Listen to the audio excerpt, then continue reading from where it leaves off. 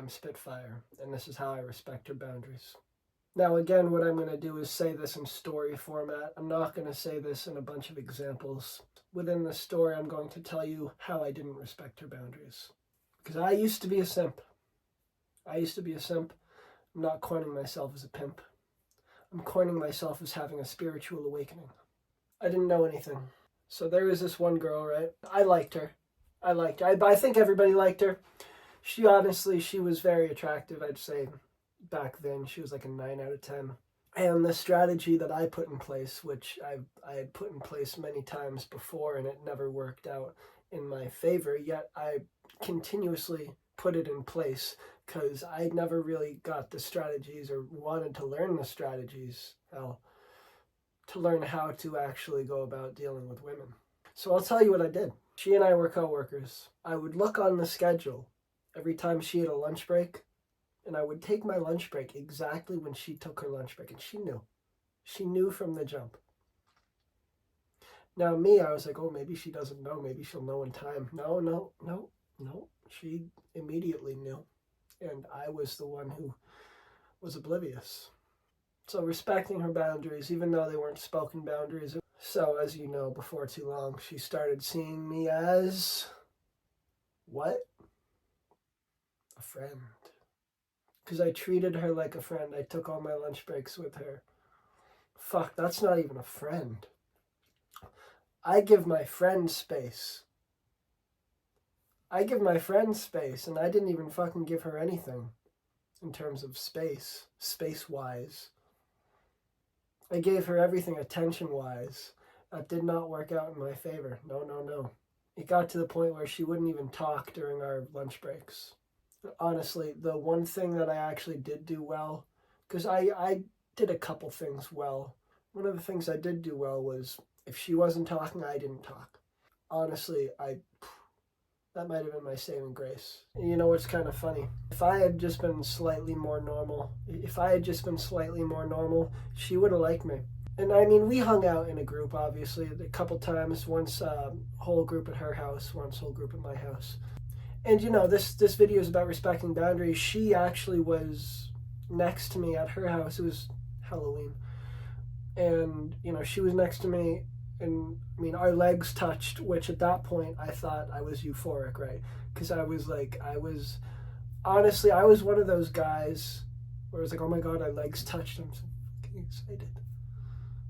And, you know, obviously, things like that doesn't work out in your favor. What the fuck? Has a girl ever touched your leg before, bro? I don't want to be with you. Respect my boundaries. After the second get-together, I actually did a big confession to her. You know, I've said this in previous videos. I did a huge confession to her. I think I love talking to you. I think you're great. In this particular confession, I didn't, you know, call her beautiful. Didn't comment on her visual optics, but I did comment on how much I liked talking to her, and that she was like I called her my best friend where we were.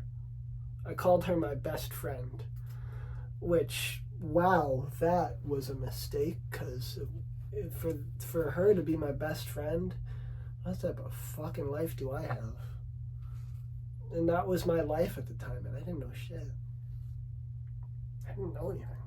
The other girl that came next, that was at the second get-together when I was in my neighborhood, you know, I ended up going out with her because she wasn't even on my radar. So obviously, right, girl's not on your radar and likes you, naturally you would ignore her because she wouldn't be on your radar. She loves you. You start, you know, showering her with attention. No, sorry, I start showering her with attention. I don't know about you guys. I don't know, but I did, and this is why I'm on this video saying don't do what the hell I did. It's needy, clingy. No.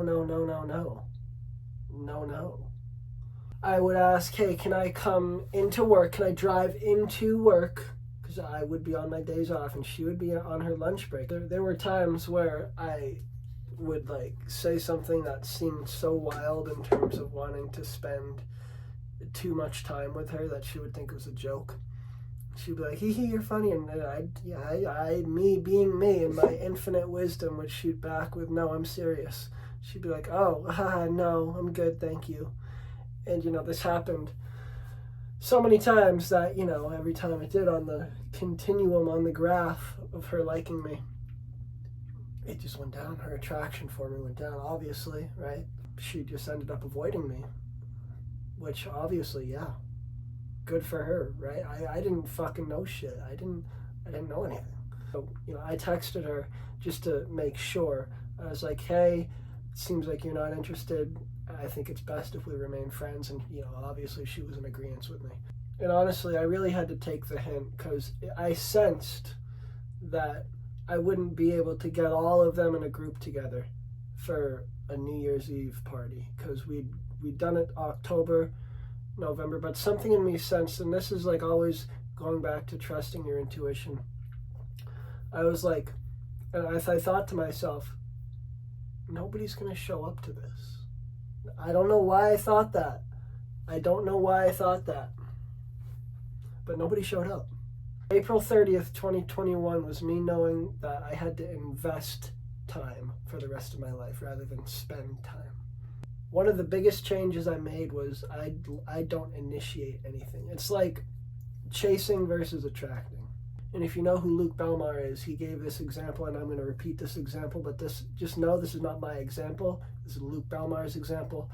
But what this is a spider web, right? The spider makes a spider web. He spends all this time making the spider web, and then the fly runs into it. And he goes and he eats the fly, right? The spider attracted the fly, right? As opposed to the spider can't fucking fly. Imagine the spider with wings trying to jump off a branch, catch the fly, failing, fucking falling down, having to climb up that tree again. It's not going to work, right? So honestly, that was me. I was a fucking spider trying to climb a tree, right? Like Albert Einstein, the fish trying to climb a tree doesn't fucking work, right? That was me when I was a simp, right? But when I learned how to attract women rather than to chase women, because chase is running from you. Attract, it's coming to you. Chase, you're running to it because it's running away from you. Now, attract it's coming towards you. You've built the web, the metaphorical web in the sense. You're not actually, gonna shoot fucking spider web out of your ass. You're gonna make the web, and then the flies are gonna run into the web. You're gonna eat the flies. Now, this is a metaphor for your aura is the spider web, and the flies, are the women, and they go into the web because people are going to be attracted to your aura if you've done the self-improvement to not look like a fucking creep. All right. And so they come into the web, and then you don't even need to eat them if you don't want to. You can just watch them in the web. You don't even need to eat the flies once they're in the web. You just watch them in the web. Oh, they're stuck in the web. Your ego is going to be involved in that if you keep them in the web and don't fucking do shit with them, right? So you got to be careful about that. Be careful of letting your ego get in the way when you're watching the fucking women in your web. Boundaries, and now she's not even thinking about, oh, he's not respecting my boundaries, because she's coming to you. You're not going to her. She's coming to you. And honestly, and what works really is she gives you the majority of the attention. She initiates most of the time. Don't initiate with her. You can initiate with her a little bit, depending, right? You got to feel out her aura, but it really depends. But I would say just baseline, let her initiate 75% of the time. And because in the way that you can do this is because once you get good enough, you can really get away with initiating 25% of the time. Because it's about what you do and what the memory is when you do initiate. It's about what you say. It's about how you say it. It's about the scenario. It's about the social proof that you've built up. That's why you can get away with basically doing nothing. Now all the flies are coming into your web, right? You got to be a little bit closed off in a way. In a way, no, I'm not saying be fucking closed off in a fucking corner just like looking like you're gonna be a fucking school shooter. That's not what I mean. I mean, you gotta be calm. You don't want to be too open. You just want to be a mystery, right? Because it's the mystery of the web in the fact that you can't see the web that makes the fly attracted to the web in the first place. That's why the spider gets the fly in the web, because of the metaphorical mystery of the web is that you can't fucking see the web. That's what attracts the fly, because the fly thinks it's fucking flying in air. Oh shit, now it's fucking tangled up in a web. It didn't even see it. That's the mystery of the web.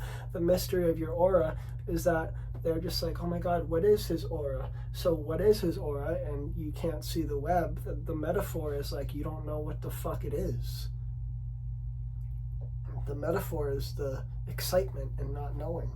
If, you do initiate and God forbid you make a mistake, it's fine, don't worry.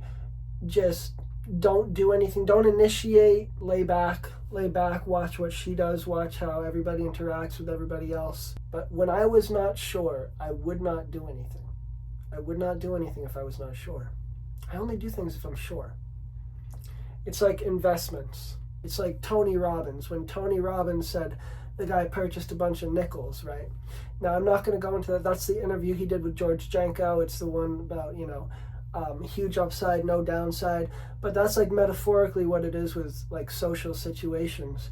Like if you can like pick out, like if you can like see everything around you as like a chessboard. Like, okay, if I make this move, there is no way that this is going to be a failure. If I make this move, 100% success. You make the move, 100% success. It's like the investment with no downside, with tremendous upside. Become sparingly. I do not do this all the time. If I did this all the time, I'd be forcing everything, and then my reputation would just go to shit overnight. It wouldn't work. It would not fucking work. 95% of the time, 99% of the time, I'm not doing shit. I'm just watching, like studying. I'm studying. Okay, I'm reading the room 95% of the time, 99% of the time. I'm just watching. Read the room, boom, opportunity. But like it's boom opportunity, not in that I would go towards it. It's like boom opportunity, it goes toward me, and I just capitalize on what initiated with me, right? Because it's going back to the spider web with the spider and the fly metaphorically. Respecting boundaries is all about them initiating with you. 99% of if somebody says you're not respecting their boundaries is if you're continuously initiating with them, right? I don't initiate with people that often. I let the people come to me who are meant to come to me. If God says they're meant to come to me, I'll let them come to me. I'm not going to go out and try, I like her, I'm going to go talk to her. No. I'm going to read the room. I'm going to act how I act. And I might place myself in her vicinity, maybe like 20 feet out, having a conversation with somebody else with my back turned to her, and just speak in the way that I speak, in the words that I use, in the way that I carry myself, and she'll hear me. And obviously there's a set thing of what women want. There's a set list of qualities that women want in a man. Obviously, every woman, you want a man that's confident. You want a man who carries himself well, right? I display all these things when I'm having that conversation 20 feet away with my back to the woman. And so she turns around, okay, I like what I'm hearing. Oh, who's that guy? Oh, he's not initiating with me. And she eventually will initiate with me. It's the web. Everything goes back to the spider web. Everything goes back to the spider web. There is nothing. You don't have shit if you don't have the web. The web is key. I'm not talking the internet. I'm talking a metaphorical spider web. All of this. You take this. You ingrain this into your head. And it will work out for the better. You have to do I've done the work. I don't want to pin this on you. I've done the work.